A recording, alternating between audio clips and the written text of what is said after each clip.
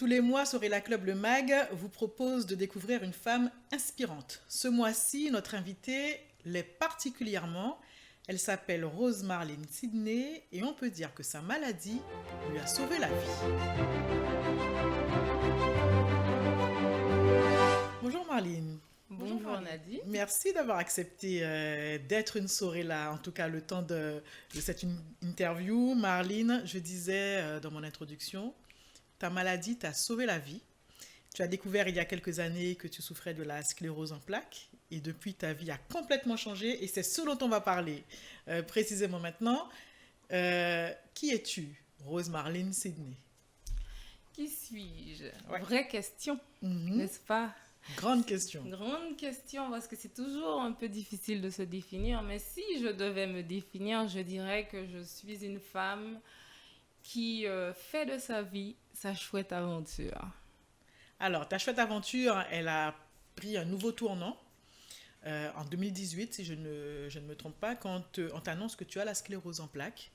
Qu'est-ce qui s'est passé pour en arriver jusqu'à ce diagnostic-là?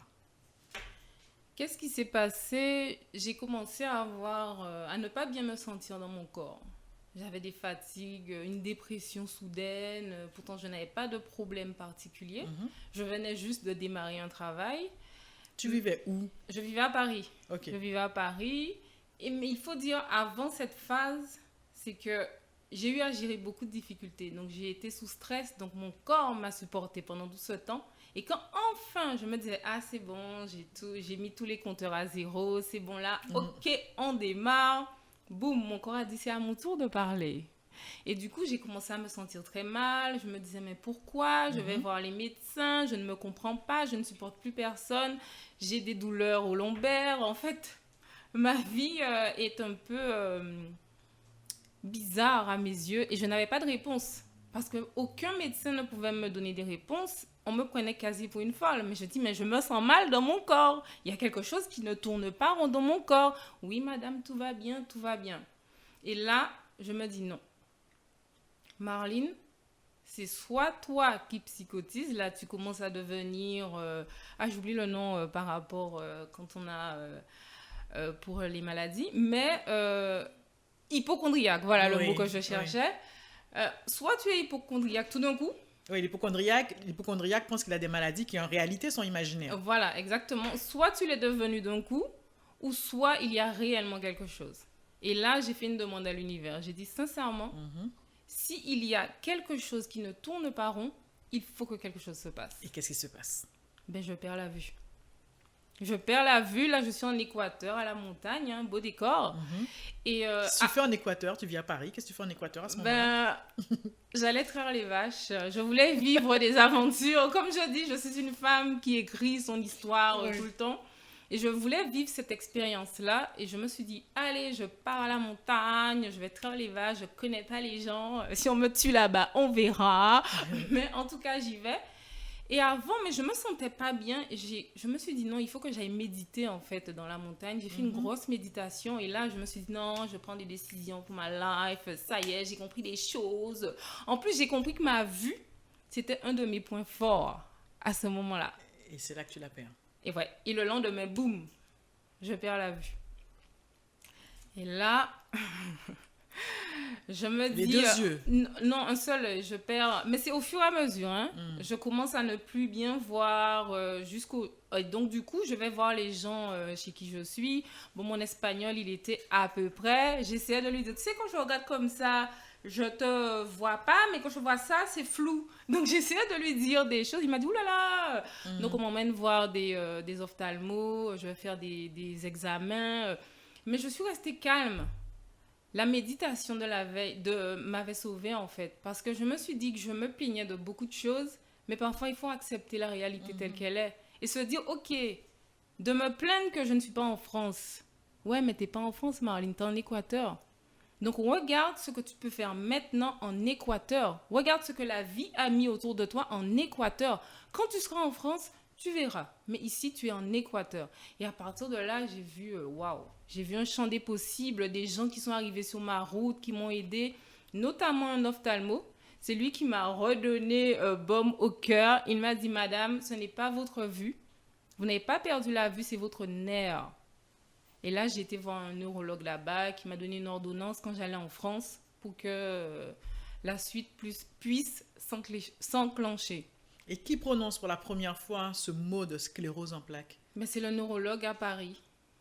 Ouais, c'est le neurologue à Paris. Bon, quand j'arrive à Paris, voilà, je vais aux urgences, au 15-20, spécialement pour les yeux.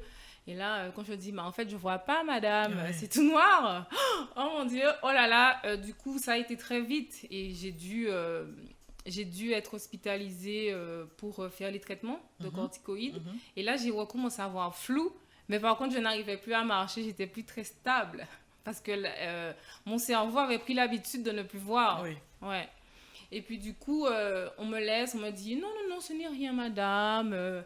Ne vous affolez pas, il y a des gens à qui ça arrive. Mais ce n'est pas très grave, rassurez-vous. J'ai dit, je ne fais pas confiance au médecin. Et je l'ai dit à mon médecin du travail. J'ai dit, oui, je mets ma confiance dans les médecins parce qu'il me faut mettre une base. Mais j'ai dit, madame, on m'avait dit que tout allait bien et j'ai perdu la vue. Donc, quand on me dit maintenant que tout va bien, qui me dit que tout va bien? Est-ce que c'est vraiment ça? Est-ce que c'est vraiment ça? J'ai dit, j'attends de voir. Après, on verra. Mais je ne me base plus sur votre diagnostic. J'attends les 3 mois, je refais des IRM, je vais revoir la neurologue. Ouh là là, je vois sa tête qui est un peu en mode oula. Il va falloir faire des traitements en plus. Elle m'a donné la liste des maladies possibles. Et j'ai fait des examens poussés et en avril 2018, le 4 avril 2018, ben, je comprends que j'ai la sclérose en plaques. Alors, au moment où tu découvres que tu as la sclérose en plaques, voilà comment tu réagis. Comment je gère quand on m'apprend cette nouvelle? Très compliqué. J'avais l'impression que le ciel et la terre s'étaient rencontrés. J'ai la sclérose en plaques. Je peux être dans un fauteuil roulant. J'ai la sclérose en plaques. À tout moment, je peux être dans un fauteuil roulant. Waouh. Non. Je pense à ma vie. Je pleure. Je pleure pourquoi? Parce que c'était comme faire mon deuil. Me donner l'autorisation de faire mon deuil de façon à mieux gérer la situation. J'ai préféré laisser circuler cette émotion, laisser circuler cette tristesse, de me dire que ma vie va prendre un autre sens que je n'avais jamais imaginé. J'ai pris le temps de pleurer, j'ai pleuré tout ce que je pouvais pleurer jusqu'à ce que mes yeux ne puissent plus produire de l'eau. Là, je crois qu'on a fait de tout. Là, on ne peut plus donner, il n'y a plus, Marlène, il n'y a plus. Il faut vraiment, il n'y a plus.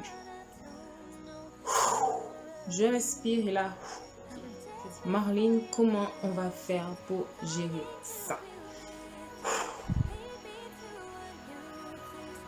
Et c'est là où j'ai mon erreur. Je pense à tous ces handisports. Cet homme qui a pris le scaphandre et le papillon alors qu'il était handicapé, qui s'embrasse en jambes et je vois tout ce qu'il fait. Hawkins. Je pense à toutes ces personnes et je me dis, ces gens m'ont montré la voie. Ouais. Ces gens m'ont dit que la vie était possible, même en fauteuil, même en perdant des membres, même en étant plus top de toutes tes capacités. C'est une chose essentielle, que mon esprit, c'est ce que je dois développer, c'est ce que je dois muscler le plus. Ma vie n'est pas finie, elle prend juste une autre tour. Toujours Marlène, même en fauteuil roulant. Je serai toujours Marlène, au plus bas de mes capacités. Et ce que j'ai à faire sur cette planète, je le ferai. Et je me suis fait la promesse. Avec toi, sclérose en plaques, je ferai des choses que je n'aurais jamais faites si tu n'étais pas là. Je vais t'utiliser comme un tremplin pour aller plus loin dans ma vie, à construire des choses, mais juste époustouflantes pour moi et pour continuer à faire de ma vie ma chouette aventure. Oh yeah! Demain, stay tuned. Alors, ce qu'on voit là, Marlène, est juste extraordinaire. Tu découvres que tu as la sclérose en plaques. Il te faut du temps pour l'intégrer, évidemment.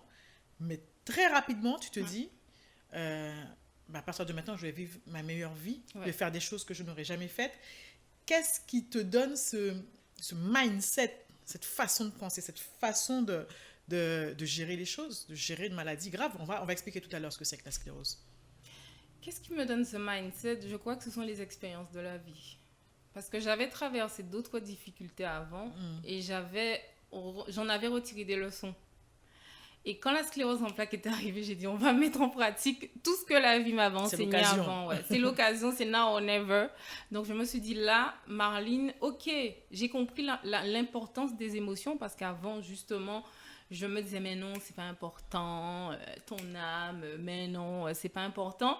Mais j'ai compris qu'en fait les émotions ont toute leur place parce que pleurer, ça permet de dire au corps qu'on est en train de faire le deuil. Il y a une nouvelle étape à traverser. Et si je ne traverse pas ces larmes, ben je ne pourrais pas passer à autre chose. Et je me suis dit, oulala, Marlene, allez, pleure, fais tout comme je le disais dans la vidéo. Et là, j'aime m'inspirer des gens qui ont fait des choses extraordinaires, peu importe les situations qu'ils traversent. Et toutes ces choses-là me sont revenues à l'esprit, en fait. Et je me suis dit, non, mais je vais regarder sur eux. Ce sont mes mentors, finalement. Oui. Donc, je vais suivre leurs pas parce que s'ils l'ont fait, ce sont des êtres humains comme moi. Ça veut dire que moi aussi, j'ai ces capacités-là en moi. Alors, c'est d'autant plus extraordinaire que la sclérose en plaques est une maladie dégénérative. C'est une maladie invalidante, tu le dis. Tu peux finir dans un fauteuil roulant, tu le dis bien dans la vidéo. Est-ce que tu peux nous dire, justement, la sclérose en plaques, ce qu'elle a changé dans ta vie physiquement et qu'est-ce que c'est que cette maladie? La sclérose en plaques, c'est une maladie auto-immune. Donc, qui dit auto-immune, c'est ton propre système immunitaire qui t'attaque au lieu de te protéger. On a tous une gaine de myéline, en fait, qui protège nos nerfs pour que les informations, quand le cerveau envoie ces informations, mais que le corps puisse réagir. Par exemple, mon bras, je peux le lever. Voilà. Et par rapport à la sclérose en plaques, il y a des inflammations. Et du coup, le cerveau ne peut plus passer les informations parce que le nerf ne reconnaît plus, en fait, parce que la gaine a été attaquée. Et puis, du coup, par rapport à ça, on peut se retrouver en fauteuil roulant, on peut être paralysé du jour au lendemain. Je peux me réveiller aujourd'hui, je vais bien, et demain, je ne sais pas. On verra. Et les médecins ne peuvent pas dire ce qui peut se passer parce qu'eux-mêmes, ils ne savent pas, en fait. C'est on verra aussi. Donc, c'est un peu ce qui fait qu'on retrouve beaucoup de gens qui dépriment parce que c'est la peur de cet inconnu. Forcément. Aujourd'hui, je peux faire, mais qui me dit que demain... Et c'est la vulnérabilité que ça amène parce qu'on devient fragile. On devient très fragile, en fait, se dire, mais en fait, je peux perdre mon bras. J'avais des parties, des membres qui commençaient déjà à être paralysés. Je me dis, mais en fait, waouh, comment est-ce que je peux... Donc, du coup, il y a beaucoup de stress qui peut se créer à l'intérieur de soi par rapport à tout ça. Et avec cette fragilité-là, c'est là que tu décides de faire le tour du monde. Ouais. Ben, je me suis dit, ce que ça a réveillé en moi, c'est l'identité. Parce que quand on m'a dit que j'aurais un statut de travailleur handicapé, j'ai vrillé. Je me suis dit, mais Marlene, en fait, c'est juste un statut. Pourquoi tu vrilles, en fait? Et je me suis dit, mais j'ai mis mon identité où, en fait? Je l'ai mise où? Et je me suis dit, je ne vais pas attendre que je sois en fauteuil roulant pour la trouver. Ben, je vais, en amont, faire ce travail. Et c'est ce qui m'a permis, justement, de prendre cette décision de partir en tour du monde, de me mettre en position de vulnérabilité. J'ai dit, je ne veux pas là. La maladie m'a poussée à être vulnérable. Elle m'a poussée à avoir ma vulnérabilité que je ne voulais pas avoir. Parce que non, je ne voulais pas être cette Marlene qui est faible, quoi. Je voulais être Marlene forte tout le temps. Ben, la maladie m'a dit non. Mais là, j'ai dit, ok, ben, quand c'est la vie qui met le curseur, je ne peux pas gérer. Mais par contre, si c'est moi qui mets le curseur, je peux gérer la dose. Donc, du coup, je pars en tour du monde. Je vais dans des pays que je ne connais pas. Parce que je ne voulais pas que mon cerveau me rappelle. Tu te rappelles quand tu étais là, tu avais vécu ça. J'ai dit non, no stress. Ouais. Hein, je veux un truc zen et cool, quoi. Et je me suis dit que je vais aller chez des gens que je ne connais pas. Donc, 2018, je pars novembre, ouais. La sclérose, tu décides de partir. Combien de pays visités à ce jour? J'en ai fait une vingtaine, dont 11 en Afrique. Mon parcours en Afrique a été... 11 pays d'Afrique. Ouais. Ouais, pour l'Afrique de l'Est. Et toi qui étais en quête d'identité, pour le coup? Oui, mais c'était par rapport à ça. Et c'est pour ça que je suis partie en voulant faire le parcours de l'identité et de la vulnérabilité. Je suis donc partie en Éthiopie pour avoir une image du peuple noir qui qu'aurait-on été si on n'avait jamais été colonisé? Oui. Du coup, pour me donner une identité vierge, en fait, et me dire, ok, je pars avec ça. Et je voulais finir mon voyage en Haïti, là où je suis née, du coup. Mais ça ne s'est pas fait. L'histoire ne s'est pas passée ainsi. Non, parce que tu es arrivé en Guyane. Exactement. Et que quand on arrive en Guyane, ça ressemble à nulle part ailleurs. Il se passe des choses qu'on n'attendait pas. Alors, il se passe quoi quand tu arrives ici? Mais il se passe que je me dis, puisque je suis sur une terre française, ben, je vais checker la maladie, faire un IRM. Donc, du coup, je vais faire un IRM, tout ça. Je vois un neurologue. Et là, c'est le drame. Madame, ça va pas là, il y a une rechute. Comment ça, monsieur? Parce que moi, j'ai d'autres plans. Il me dit, il faut aller à l'hôpital. Je dis, c'est une blague, il est sérieux. Mais...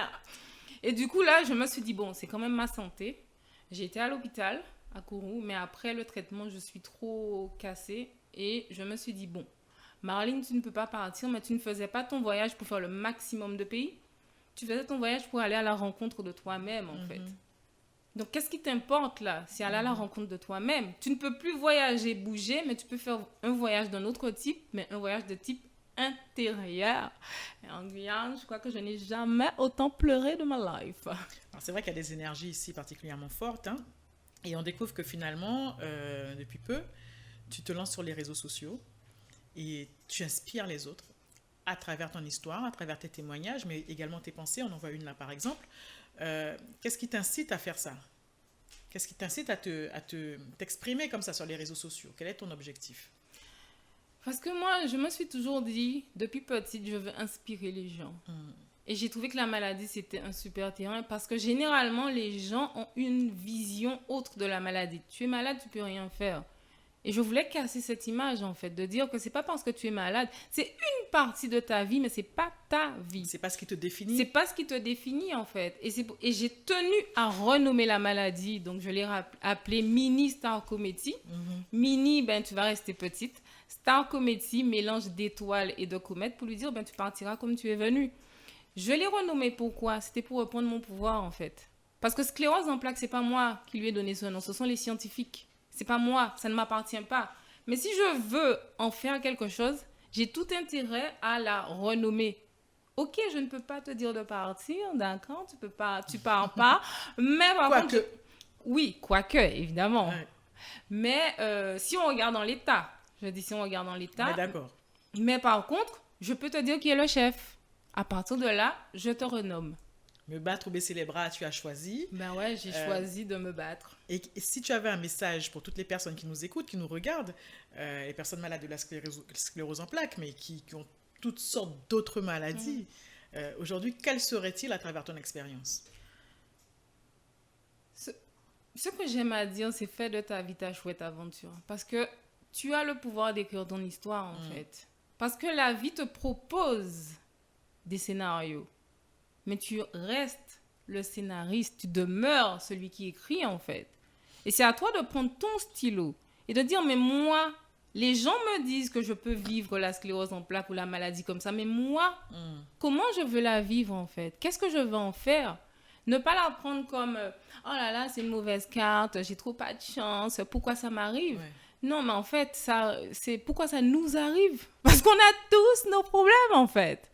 Il n'y a pas une personne sur Terre qui peut se dire « mais moi, j'ai pas de problème ». On a tous des problèmes à nos niveaux différents, mais chacun en fait quelque chose. Alors, moi, je te pose une question. Du coup, sans la sclérose en plaques, sans tout ce que tu viens de nous raconter là, quand on voit tous les pays que tu as traversés, tout ce que tu as vécu, tout ce que tu vis encore, est-ce que ta vie aurait été la même sans la maladie? Non. Je n'aurais jamais fait de tour du monde si je n'avais pas été malade. Parce que je voyage beaucoup, certes, mais me dire que j'allais voyager de pays en pays, non, pas forcément. J'aimais toujours avoir ce côté instable et stable. Et là, le voyage tour du monde, ça me donnait un côté instable tout le temps. Ce qui me permettait de vivre mon expérience de vulnérabilité. Mais je n'aurais pas décidé ça. J'aurais réfléchi, ouais, mais par rapport à mon appart, mon travail, mais non, il faut... Non, j'aurais raisonné. Mais quand la maladie... arrivé, ben, il n'y a plus de raisonnement. Hein. Qu'est-ce qui est essentiel maintenant? Je disais en introduction que la maladie t'avait sauvé la vie. En tout cas, elle a sauvé ta vie, peut-être. Tu dirais ça? Oui, elle m'a permis d'aller en profondeur dans mes réflexions. Mm. Parce que ce sont des réflexions que je me faisais déjà, mais je n'allais pas en profondeur en fait. Je théorisais. Et là, tu as dû passer à l'action. Mais là, je suis passée à la pratique en fait, pour me dire, ok, il faut trouver une solution. Alors, la prochaine destination? La prochaine destination, ben, j'ai bien envie d'aller en Jamaïque. D'accord, mais en tout cas, c'est tout le Jamaïca. mal. C'est tout le mal qu'on te souhaite. Quelle était ta chouette aventure du jour? Mon arrivée en Guyane. Ta chouette aventure du jour, aujourd'hui. Mais oui, c'est ma chouette aventure, c'est de faire cette interview, mais c'est surtout mon anniversaire de mon arrivée en Ah, c'est ce Guyane. que tu veux dire, d'accord. Voilà, où j'avais mis les pieds pour 10 jours. Et ça fait combien de temps aujourd'hui? Ça fait 3 ans. Ça fait 3 ans. Et t'es pas Donc, pressé du de coup- repartir, je sens ça. Non, je ne suis pas pressée parce que j'aime bien les énergies que me donne Ouais. la Guyane. La Guyane est un pays avec de très très belles énergies guérisseuses d'ailleurs notamment. Oui, mais je ne me suis jamais autant bien soignée qu'en Guyane. Alors c'est Sincèrement. parfait. Merci Marline Merci pour ce à toi. témoignage. Merci pour toute l'énergie, toute la force que tu nous as communiqué et que tu communiques tous les jours sur les réseaux sociaux. Parce qu'on rappelle que tu as des pages sur les réseaux sociaux. Je te laisse les citer. Donc c'est Sydney Rose Marline pour Instagram et Rose Marline Sydney pour Facebook. Très bien. Mais en tout cas, je te remercie. Je te dis à très vite. Je vous dis également à très vite puisque d'autres femmes inspirantes nous attendent. On va remercier le B-Side Studio qui nous accueille. Cliquez ici, c'est là, si je ne me trompe pas. Oula, voilà, pour pouvoir vous abonner. Cliquez également sur la cloche pour être informé des nouveautés. Et on se retrouve très très vite, bien sûr, dans Sauver la Club.